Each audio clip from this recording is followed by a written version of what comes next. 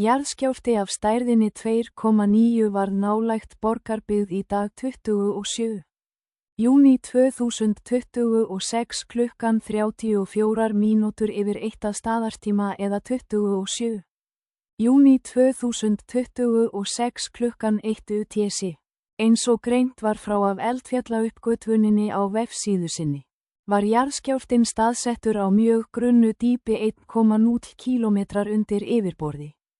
Á breytanitum 64,565 og lengdargráðu -20,803.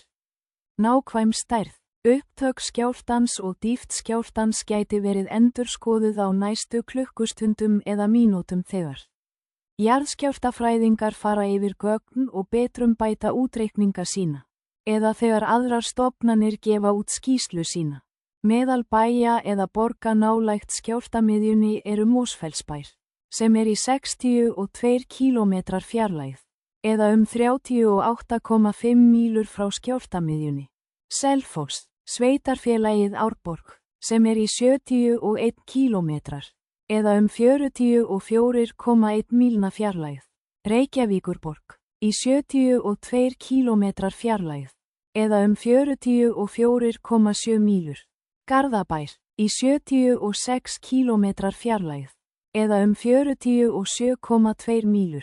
Ráðlagður aðgerð að vera vakandi fyrir hugsanlegum eftirskjálftum sem geta orðið. Veðurspáin fyrir svæðið nálægt skjálftamiðjunni í dag.